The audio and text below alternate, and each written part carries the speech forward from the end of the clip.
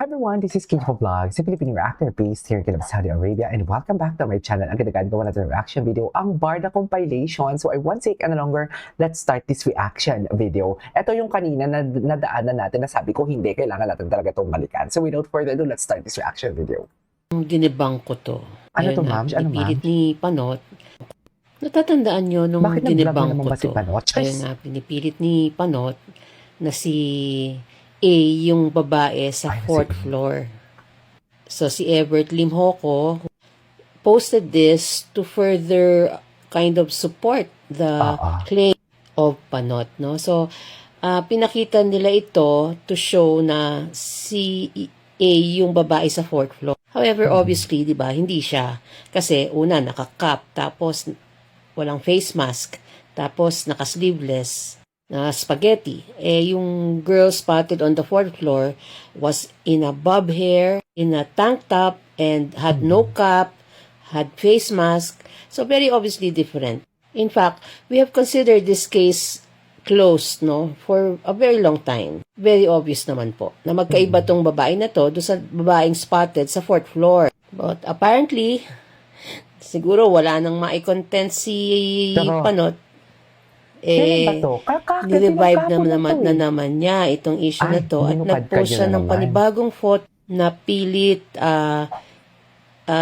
binubuhay na naman itong issue of the girl on the fourth floor. So, pero medyo may konting pagkakaiba kasi dito pinalabas niya na D was seated beside A and kind of leaning sa tabi ni A, no? Ito yung parang gusto niyang palabasin. And we sharpened and enhanced the image. It is very clear that it was edited. Tignan mo, nakapatong yung shoulder sa puwet ni Alex. And obviously, alanganin yung patong nung shoulder niya sa puwet. Bakit ba patong yung shoulder sa puwet? Di ba ho, parang hindi siya parang alanganin siya, di ba po? Parang, di ba, kung bakit sa puwet, bakit sa hips? If you see the line between the hips of Alex and the shoulder of David, the lighting is different, the texture is different, and even the position is a bit awkward, no? It's a bit off. And there is an apps actually that will tell us if this photo was edited or fake. And indeed, it was detected as a faked or edited image. Katignan niyo yung siko, parang may shadow siya sa ilalim na parang pinatong, parang pinasok lang yung parang siningit yung ulo ni David dyan sa ilalim ng siko at hips ni Alex. It's a very awkward position. Kahit grade 1 po kayang masabi na hindi tama yung posisyon ni Dave. Bakit naman siya uupo ng ganyan na nasa may puwet na ni Alex? Tapos, parang awkward or alangan. Parang pinatong yung shoulder dun sa puwet or sa hips niya. Diba weird?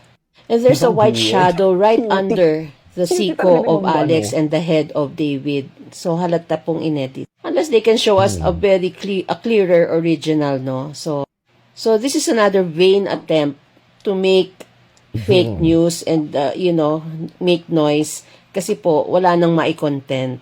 But even a grade 1 student can decipher this. At kahit pagtapatin nyo yung photos, di ba po, biglang sharp yung hip ni ni A.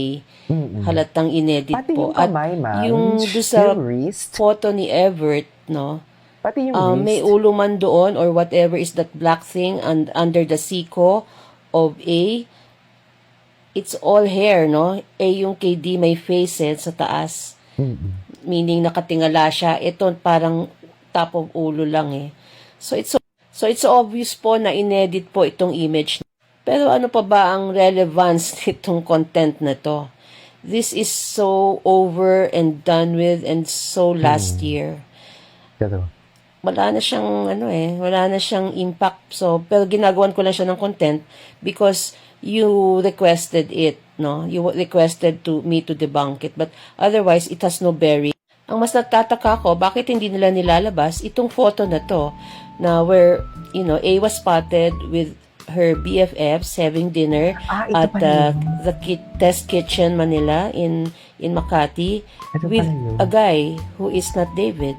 Bakit hindi nila nilalabas to? There is an extra plate but it's obviously for the one who was taking the picture who is the BFF of A. So bakit itong photo na to hindi nila nilalabas? Yun ang dapat mas pag-usapan. Hindi yung tapos na, yung sarado Hindi ko na, makita yan. Saan yan? Sa laos X? na issue. Bakit yan ang binubuhay mo pa yan ulit? Wala ka nang makontent. Wala ka na sigurong masagap. Bakit di mo ilabas yung dinner photo na yon dahil may ibang lalaki na hindi si David? Mas mababasag ang theory mo. Hindi ko maintindihan bakit pinipilit mo pa yan. Ganun pala. Mukha namang wala nang masyadong relevance yan. At kahit ano pa man, Barda, despite your bashing and fake news, continue to thrive and continue to, overcome. We continue to be happy. Nagpupugay kami. Masaya ang community ng Barda. Real or real, masaya kami.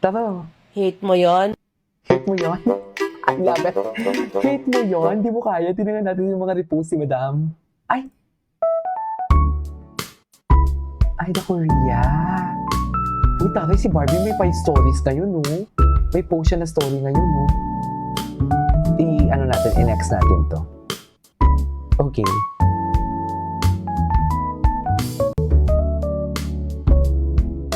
At, damahiwaga. Damahiwaga long sleeve. Yan talaga siya. Yan talaga siya, ma'am. Siya totoo lang. Damahiwaga long sleeve for today's video.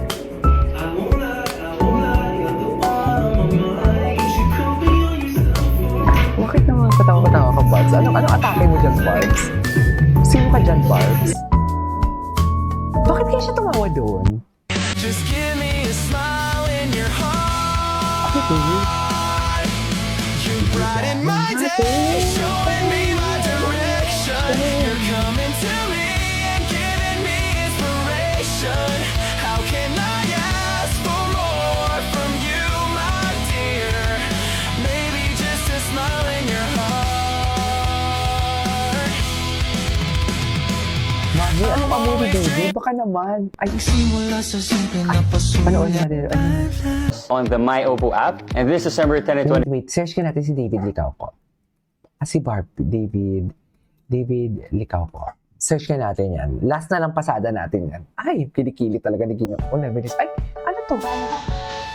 Merry Christmas, Ma! Kumusta? Merry Christmas.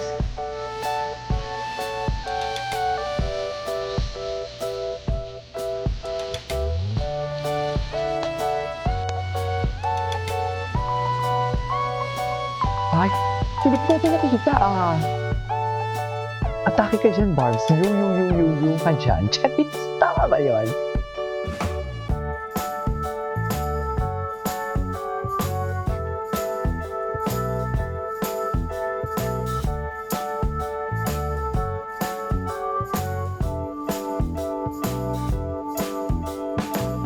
Ay, hello.